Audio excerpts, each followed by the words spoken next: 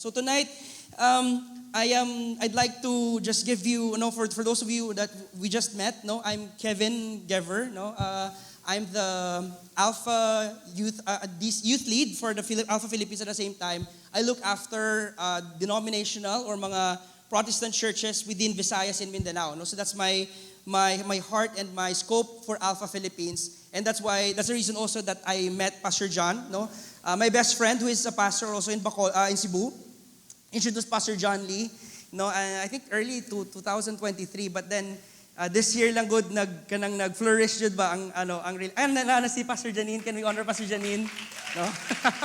You're not here in the room. And yeah, so tonight we will be talking about numbers. Okay lang sa inyo? Sino ding love numbers? You love numbers, no?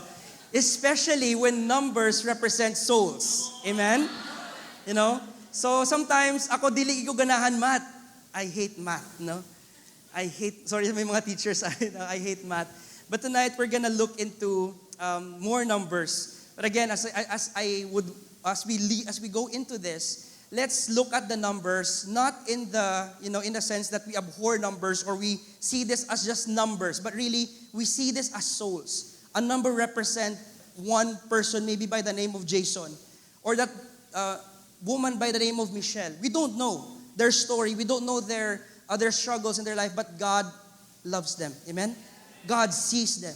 And that's why I'd like to give you this afternoon, this evening rather, the Open Generation Study. So we will be looking into generations, and I'll be sharing with you three things. First is the moment that we are in right now, the message that God has entrusted to us. And then finally, the method. How we'll be able to, go into this, weave into this, and allow God and the Holy Spirit to just use us in this side of the world, to impact one life at a time. So let's just invite the Holy Spirit to come in our midst this evening. Holy Spirit, we welcome you. Come, do what only you can do. Holy Spirit, we welcome you. May your words be preached. May your words refresh us, revive us, and bring us to a place of surrender. Surrender to your call, your heart, first for us and for the generations that you have entrusted to us. Holy Spirit, come, speak in our midst this evening. In Jesus' name, amen and amen. So, I represent a organization called Alpha, and Alpha is an international NGO that is planted and started in a church in the UK, And we've been our mission is really discover and develop a relationship with Jesus, to usher churches like New Life, like Crossroads, like all churches that you can name of, and help you in your ministry even further for the people that God has entrusted you to discover and develop a relationship with Jesus. So that's our heart. The success of Alpha is not because we are, we have this, we have that, or we are an international organization, or we have presence in, countries around the world. No, the success of Alpha is through the partnership with the body of Christ, through the partnership of the churches. And that's why we are here. Now that's why Alpha is here. Pastor Ram is here. Can we honor him? Pastor Ram, thank you again. Thank you. Just like to honor both of you. So again, our vision and our mission is really to discover and help you discover, develop a relationship with Jesus. So as I was saying earlier, the moment, the message, and the method. First is the moment. Can you say to the person next to you, the moment? There is a study that was conducted back in between mid-2021 up until the early 2020. And the study was entitled The Open Generation. So I'm not sure if anybody of you here heard the Open Generation Study. Any show of hands? Have you heard about it? No? So the Open Generation Study is a one-of-a-kind study conducted by Barna. So si Barna, maybe you have heard of what Barna is. It's a really also good Christian organization that focuses on statistics. especially for the church, the leaders, and all that. And they partnered with Alpha, with Biblica, with World Vision, and other Christian organizations to look into the minds and the hearts of the Gen Z. Kinsa di mga Gen Z? Na di Gen Z? Okay, see hands? No? See, but again, this is not only for the Gen Z, okay? This is for the church. Amen? The church is a generational church. Amen? All of us, no? If you believe that God is the God of generations, we are here not to compare which generation is better. We are not here to compare, ay mas nindot ang sadto. No.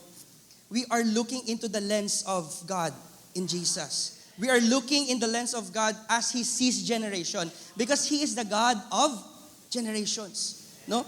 So, this study, again, it's one of its kind, and we invited and partnered with NAOs around the world. No? 24,870 teens aged 13 to 17 were involved in this. No? Responses from 26 countries, including the Philippines, which I will be sharing with you, because I think this will speak to us as Filipino church. This is where God has entrusted us. But you know what? Our side of the world might encourage a church in Indonesia. Our stories here in Tacloban might empower a persecuted church in Pakistan. No? So again, we are a local church, but we have a global heart and global mindset. No? So that's why I'm sharing this to you, because again, yes, there is a open generation, the Gen Zs. There's actually a new generation that is emerging, which is the Gen Alpha. We didn't name it because it's Alpha, but tapos na, no? To A, B, C, D, Z, then back na to A, no? Gen Alpha. And then, this is a one of a kind because there are about 7.5 million unique data points. I cannot discuss with all of you, no, in a span of 35 minutes. I only have 45 minutes to share, no, and I have so much in my heart. But let me just unpack this slowly for us, no. So if we go to the next slide, no. So these are according to Barclays, no, Barclays research. This is how the generation is na-categorize, no? Silent generation, 1928, I assume na wala na di sila, no? My lola was 102 years old. She is part of that silent generation. They call it a silent generation because, you know, statistics is not as heavy in those times, no? So, baby boomers, 1946 to 1964, they're about 0.7 billion or 9% of the total population of what we have, no, or of total humans in the earth, no? And I'm sure we have baby boomers in the house. Can we give a shout for the baby boomers in the house? Come on, let's go. We have the Gen X, no? Mga Gen X is born 1965 to 1980. Are there any Gen Xers in the house? Come on, be proud, be proud. And then, of course, the mighty millennials. Mighty millennials. I'm part of that, no, Tani. Nag-delay lang ko a little bit, 3 years para part na ko sa, no, sa Gen Z, no. But then, again, God is the God of generation. He is not bound in any generation. He's not bound in time. He's not bound on a specific move. He does what He wills. And that's why on Alpha, as what Pastor John Lee was saying earlier, no, when we were in Malaysia, I like what one of our, the CEO of Alpha, Miles Tolman, he said that, yes, we are in the midst of about more than 3,000 leaders across 40 plus countries, representing 1,000 plus churches. We have our mission, our vision, we have our strengths and our weaknesses, but all of us, no, united under the leadership of the Holy Spirit. So imagine a church, where there is no walls, where cynicism towards each other. From the churches all over the Philippines, all over Asia Pacific, no, and then we're looking at one mission, and that mission and vision is to just bring the message of the gospel of our Lord Jesus Christ. Imagine that kind of world. Imagine that kind, of move, and I believe that we are almost in that, no. So, the study, the Open Generation study, was specifically for the Gen Zs. Gen Zs in the house, 1997 to 2009. I can see hands, no? So this is for you guys. And the early Gen Alpha, no? Mga born 2010, 2004, no? So you see, again, it's a beautiful thing to, to see the strength of each generation. Instead of comparing about, who's better, who's a snowflake, no? Kano mo nang ginaingon nila sa Gen Z, no? O mo nang ginambal nila sa mga Gen Alpha, sa millennial na, laks pabanjing-banjing lang. No, it's not. Sabi ni Dan Blythe, no, in the conference as well, only the Creator, only God can put, description to each generation. We cannot allow ourselves to describe what a baby boomer is or what a millennial is or a Gen Z is. We look again into the lens of the Holy Spirit. So in this study, we look into 3 important questions. So the questions was, for you, who is Jesus? The second one is, what do you think about the Bible? And then finally, what do you think about making an impact? No, so I'll unpack the first one, the global study. What is true to you about Jesus? No, so we have, if you see that in Asia, which is the blue, it's actually beside the orange one, Africa, tapal sa Africa. You see, less than 40% in Asia knows that Christ is crucified. Did you know why? Because in the Philippines, may naata bubble, naata sa Christian bubble. So we thought that, or maybe if I may quickly ask you, how many do you think, estimates nyo lang, Christians in Asia Pacific? Give me a number, anybody? Percentage of Christianity in Asia Pacific.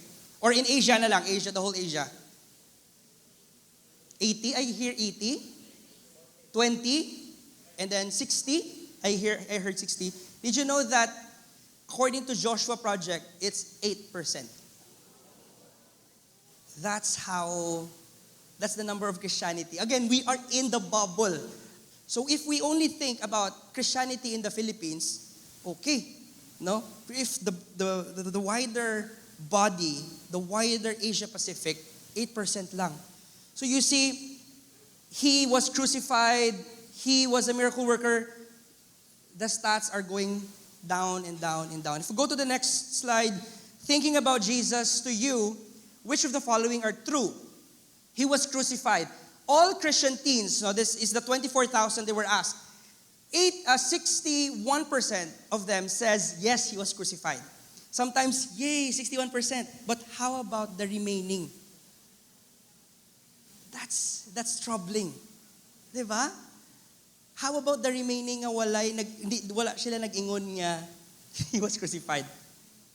He was a miracle worker, 51%, okay, advocate for justice, okay. But if you go here on left side, no, he can be communicated. Christians would say 37%. Gen Zers would say that he can be communicated. He wants to have a personal relationship with you. Nagbaba pa, 36%. And then he is active in the world today. Another minus 4%. No, so again, there is a disconnect. The Gen Zs doesn't need another influencer. You know, we need influential men and women that would be used by God, not influencers. No, we need mentors. We need people that would, a cell group leader that would take really the heart to journey with this young person. This might not be, inyong nephew or inyong niece, no? Or it might be your kapitbahay. But again, if we are serious about making disciples, just look at your neighbors. Just look at sa inyong, kung asa man kamo sa inyong mga workplaces or sa inyong sphere of influence. No? Now, we look into Philippines. So thinking about Jesus, which of the following are true? Same question ganiha.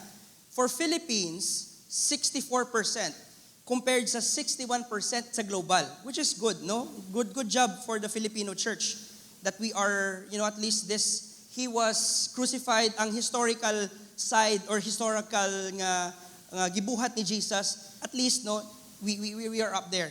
But, you see, 66 rather, Philippines, total 66 Filipino. But if you go down, next slide, this is where I'd like us to focus our concentration. No?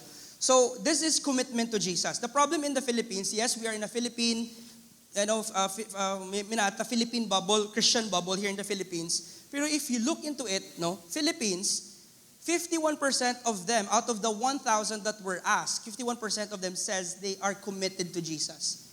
And 43% says nominal Christians. Mag-ingon ta nominal Christians, teen self-identify as Christian but not made a personal commitment to follow Jesus. Ibig sabihin, according to Barna, for the nominal Christians, 43% of these 1,000 youth that were asked in the Philippines doesn't have a commitment to Jesus.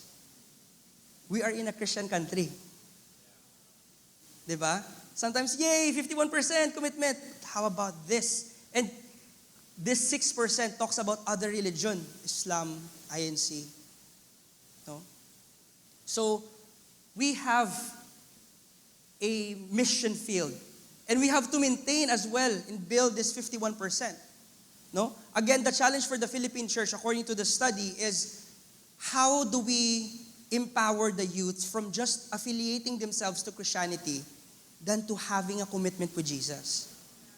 So how will we help our nieces, our nephews, our sons and our daughters, the students that we are teaching in school or the people in your neighborhood? How can we help in our own little way? See them as, to journey with them from just affiliating themselves to Christianity to really having a personal relationship with Jesus. Next slide. Ganiha, the first question was about Jesus. Now it's about the Bible. What do you think about the Bible? No, so Bible Engage and Bible Open. So the difference is basically si Bible Engage hold a high view of the Bible and read Bible several times a week. Okay? And then Bible Open, this is where I would like you to focus your attention with. Sa Bible Open, they just know what Bible is, pero wala sila kanang opportunity to really know the Bible. See, in the Philippines, 17% are Bible engaged, pero 61% are Bible open. So it's either they hold a high view of the Bible or have a neutral view towards the Bible, which usually, di rin na siya mahulog sa number 2, neutral view about the Bible. So, as a church, what does this say to us? This talks about discipleship. Earlier, Jesus, it's about creating space for evangelism. Now, Bible reading, Bible commitment, or Bible engagement is about discipleship. So there is, again, that's why they call the Gen Zs the open generation, because first time daw that the Gen Zs, compared to other generations, no, millennials, Gen X, baby boomers, they are open to spirituality. They are open to talk about faith. Pero the question is not the kind of, kinsa ma-influence sila, but how will we influence them? Will we influence them with the Word of God? Or will we allow the world to influence them? Have any of the following ever thought or trained you how to read or study the Bible? Ito, tinanong din sila. So now, these are the top 3s. May mga teachers dire, nadi teacher. Anyone in the educational, I can see hand there. No, one other one here. Nasa educational na industry. Guys, you are third. First, parents and guardians. Parents, guardians, you are the number 1 influencer of the Word of God to your kids. Pastors, second. School teachers, number 3, family member, no Bible study group leader, and then, so I'm just showing this to you to see that there is a generation that is just waiting for us. In an Alpha, we always say that we are spirit-led and yet data-driven. We allow data to inform us and ask the Holy Spirit, Holy Spirit, where do you want us to go in this time, in this moment? So I pray we also do that in our churches.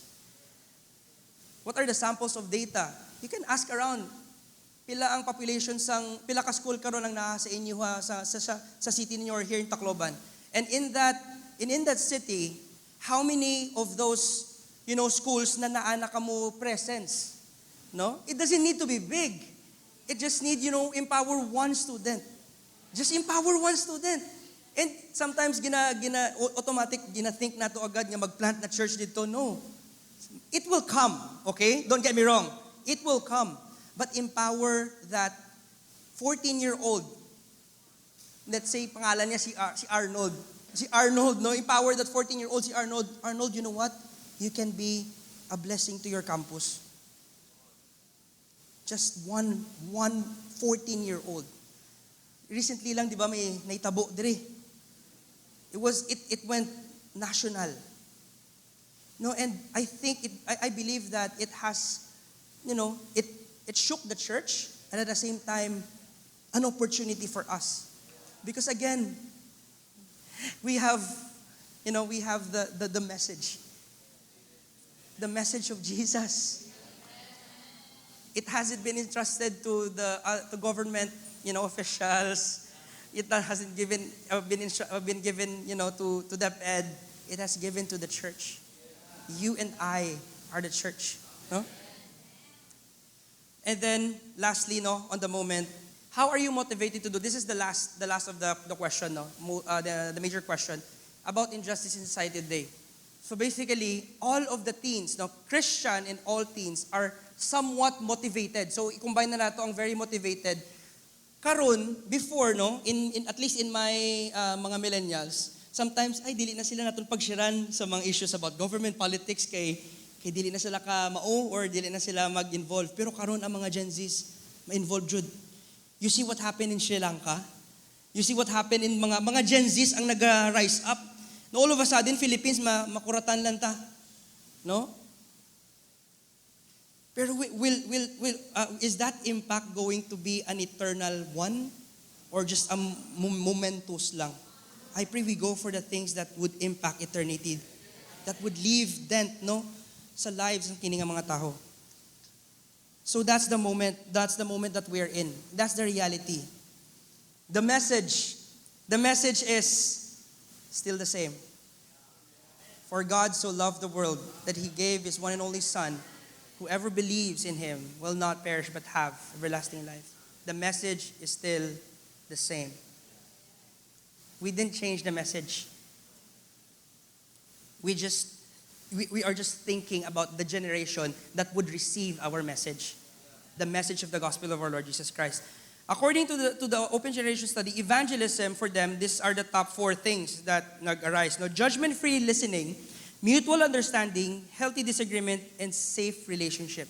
For Gen Zs, for them, this is evangelism. No? Judgment-free listening, non-Christian Gen Zs are most likely to say that they would be interested in learning about Christianity if Christians were less judgmental of things like their personal beliefs, lifestyle. Time and time again, we see this generation valuing listening as an important part of evangelism. On Alpha, we believe that evangelism is a process. If discipleship is doing life on life, same as with evangelism. Because a healthy church, I was talking this to the pastors, so Pastor John, Pastor Ram, Pastor Janine, that a healthy disciple-making church is an evangelizing church. And if a church is evangelizing, a healthy evangelizing church is producing disciple-making disciples. So it's a full will. So there is a moment that we listen to them. That's evangelism. And there will be moments that we will correct them with the word of God. That's His discipleship. Sometimes, ginadiretso na natin tanan. No? I'm guilty of that. Because sometimes, I want to see the fruit sa usa ka person hagaran. Instead of walking and allowing the Holy Spirit to change. Because at the end of the day, ladies and gentlemen, the changing of the heart is not our role. The changing of the heart is the Holy Spirit's role. Amen? Transforming lives is the Holy Spirit's role. What is our role? Journey. What is our role? Listen. What is our role? Love. Create safe spaces. That's evangelism for them. Mutual understanding. Majority of teens feel that the best outcome of faith conversation is gaining a better understanding of each other's point of view. Amicable understanding and care is crucial step. Healthy disagreement, it's okay. We agree to disagree. We disagree with respect. Sometimes we yes, agree to disagree, pero nawasak mo na ang iyang personality. Nawasak mo na siya as a person. Unsa man na, safe relationship. Most teens agrees that the conversation about faith perspective are most effective when significant relationship has already been established. Trust comes first. Sino nakadungog sang linya nga success happens in the speed of trust. So, the more that we trust, the more chances of success. So the more we create spaces for trust, trusting that person, no? I mean, not really, ang trust, ng senseless nga trust or wala basis na trust, but trusting with the thought of that I trust you because I see how God sees you. I see your destiny. It's not now. It's gonna be, sometime in the future, but I trust what the Holy Spirit is about to do in your life. Next slide, words matched by action. Now, 50% of Christian teens believe that letting your actions speak as a way to explain your faith is an act of evangelism. Paninindot, non-Christians, naging ask nila katong 24,000, 55% says, allowing a Christian's action to speak, to explain their faith is more appealing. Authenticity indeed is very important to this generation. For the Gen Zs, ladies and gentlemen, kung wala consistency with our words in our action, and they don't mind if you are a businessman, a doctor, or ano unsa pa dang na-achieve mo in life, pero if there's no consistency with your words in your action, di na sila maminaw nimo. But if, when you say you love them, you really love them, power na for them. When you say that you listen really, you're listening to understand, not listening to respond, they would get that. No? So again, we are thinking for the next generation because, wala na, ang ingon sa pastor na mo, Christianity is a generation away from extinction. So if we fail to bring the message of the gospel, the failure is on us. And that's scary. No? Over 60% of world's youth live in Asia Pacific. More than 750 million people ngayon, no? People under the age of 24, and youths account for 20% of the region's population. Grabe ang potential in Asia. Yes, no? Philippines, Christian nation, because predominantly Catholic and evangelical, no? But do you know what? Philippines is now a mission force in Asia. We are sending 2 million missionaries, and I believe more for it. No, our church just recently, CS Life, at first we only have one country, which is Thailand. Now it's really intentional to plant Cambodia, Laos, and Vietnam. Not because we want to be part of. Not because it's the trend, no, but because the Great Commission. As Filipinos, being entrusted, I like what Pastor John said last night. Now, sometimes when we think, Filipinos lang ta, but really we are kingdom citizens. If we understand kingdom principles, come on, man. We will think differently. We will live differently. We will converse differently. We will strategize differently. No? We are kingdom citizens who just happens to be Filipinos. So the last part, the method. On us, on Alpha, shared with us the moment, the message, and finally the method. So because of that, again, I said earlier that on Alpha we say that we are Holy Spirit driven. We are Holy Spirit led but data driven. So our response as an organization is that, that this coming 2033 is the 2000th anniversary of the death and resurrection of Jesus. And our gift to the body of Christ is to share the gospel to at least 100 million people. That's a big number. Alone, we cannot do it. But with the power of the Holy Spirit and with the churches around Asia Pacific, around the world, under the leadership of the Holy Spirit, I believe more. Currently, we are on 37 million. And we're praying for God for more. And karon, just this year, last year pala, 2025, we reached and we shared to approximately 2.4 million Asians, no, with the gospel of the Lord Jesus through this method, no, sa Alpha. Again, this is not on Alpha. This is on the partnership with the Holy Spirit in the body of Christ. So our vision for Alpha Youth is Alpha Youth gives young people a space to explore their questions about life, faith, purpose. It has been created to enable young people to explore the core ideas of the Christian faith in a relevant and accessible and engaging way. So you notice, we on Alpha Youth empower the youth. Okay? Not, okay man, pwede man ta ka-reach sa youth. But we want us, our generation, millennials and patiguang, no? We want to empower the Gen Zs. We want to empower them. We create spaces for them and empower them and enable them to explore the core ideas of the Christian faith in a relevant way. Pero so what's new? What's with this? Again, this is in response to the data that we have uncovered from the Open Generation. And I believe, New Life and other churches who are present in the room, leaders, no? We can have our very own obedience in response to the Great Commission for the Gen Zs. This is not just one generation's work. We need to work together as a church. No? So, I'll end with this. No? We go down on Alpha.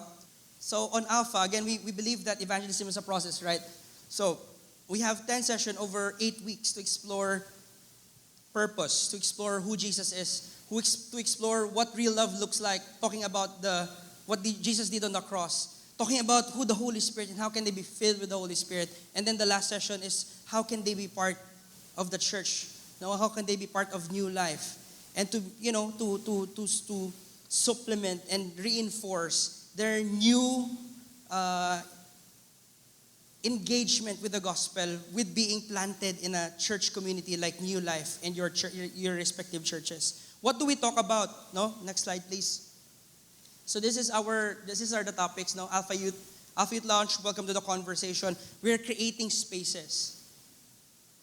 Jesus is. What does real love look like?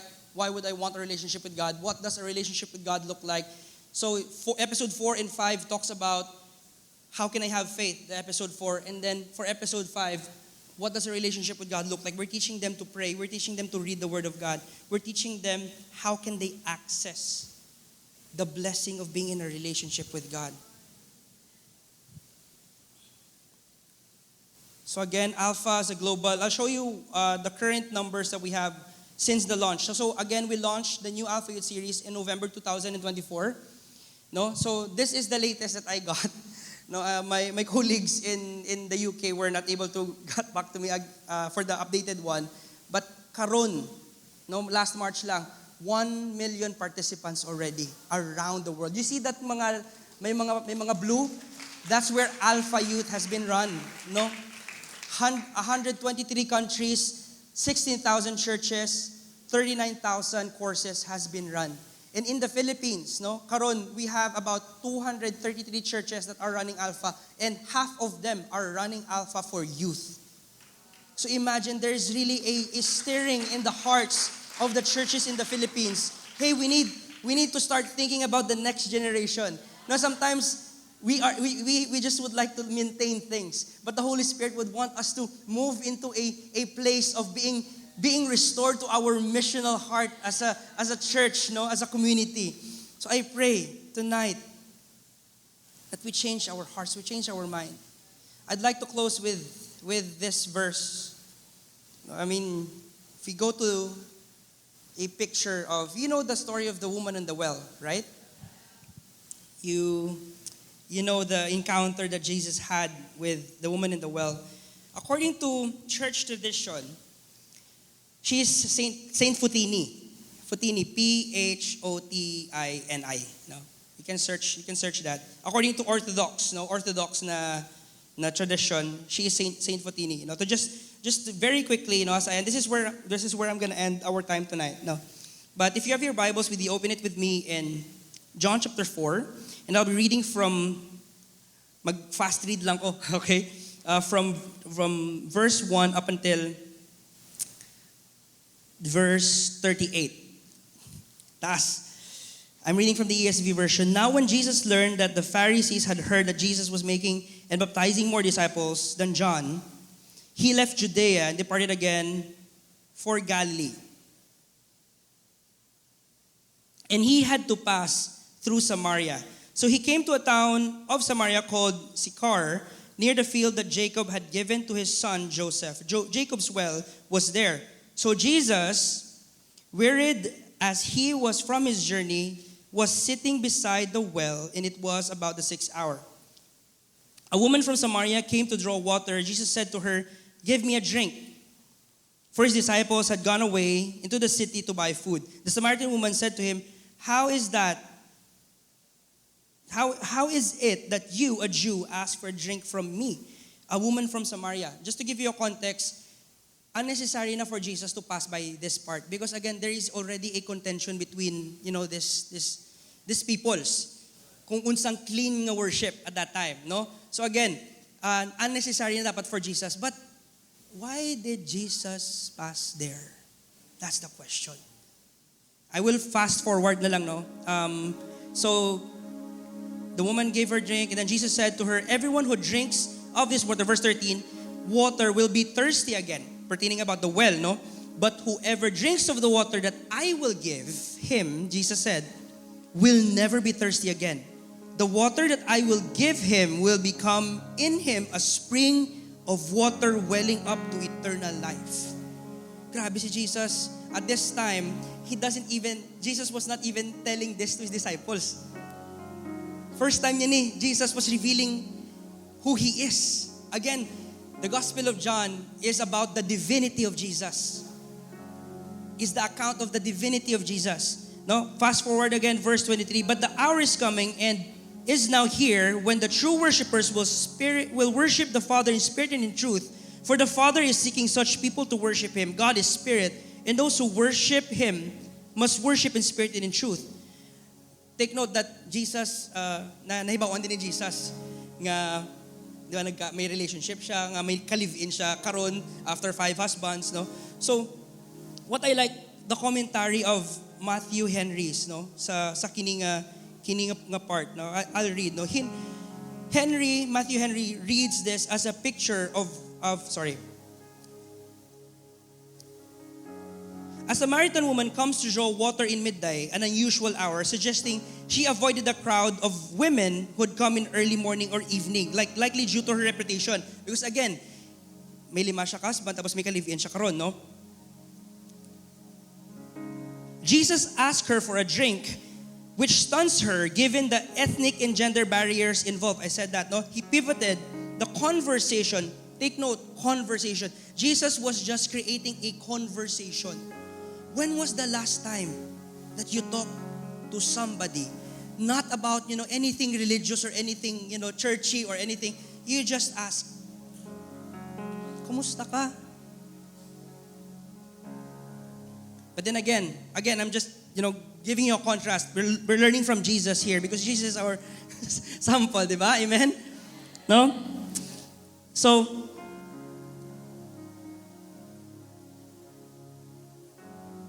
Matthew Henry notes,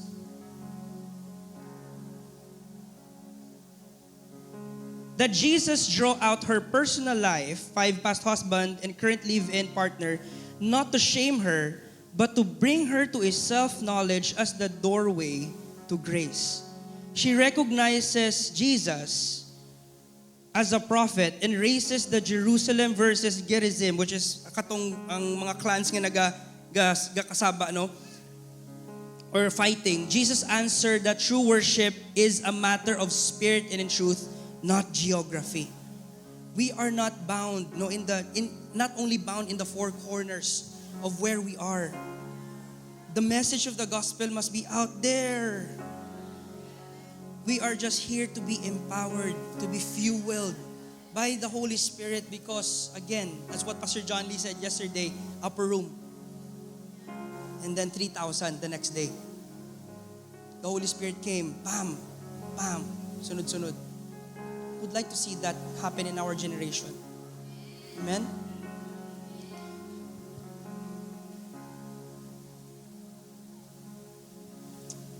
Just then his disciples came back, fast forwarding in verse 28. So the woman left her water, take note of that. Woman left her water jar and went away into town and said to the people, "Come, see."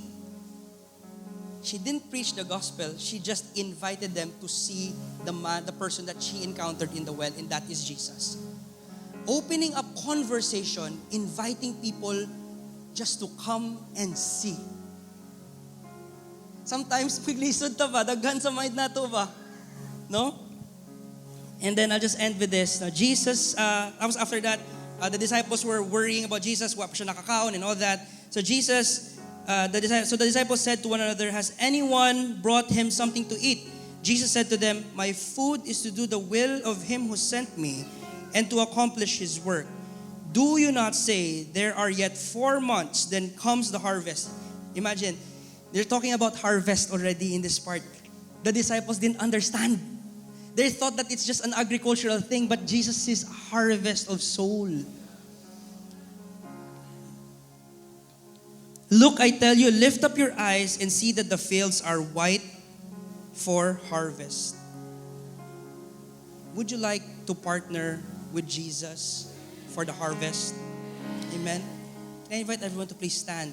If that's your prayer, I just want to take this time to pray for us. Can I invite Pastor Ram, Pastor Janine in the stage? No, Pastor John. I just felt in that the Lord is gonna do something different, but different na hindi awkward ba in the city of Tacloban. Different na hindi mystical, but something that is from Himself, from the Holy Spirit.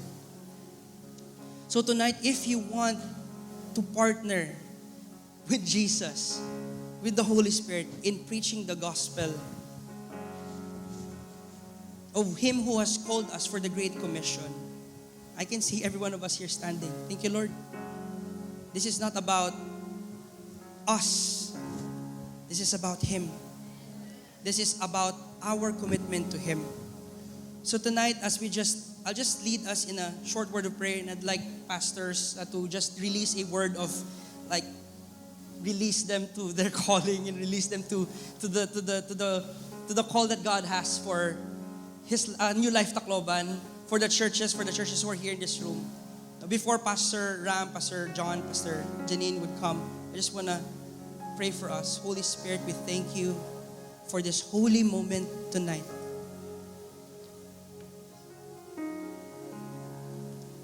We want more of you. We abide in you. We align our hearts in you. Holy Spirit, come, refresh us. Prune those branches in those vines that does not bear fruit, Lord. But Lord, attach us to you, that we may produce fruit that will last. Holy Spirit, I ask for every man and women in this room, whatever their age is, that they have a role for this generation. Not only for the Gen Zs, but for the millennials as well, for the Gen Z, for the Gen X, for the baby boomers. We are all have a role to play in these last days. Holy Spirit, empower us. Come.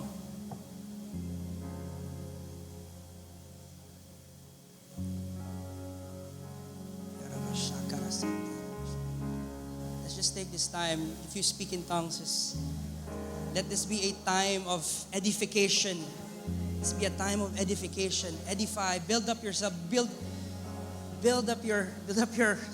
quicken your soul for His glory and for the harvest. Thank you, Jesus.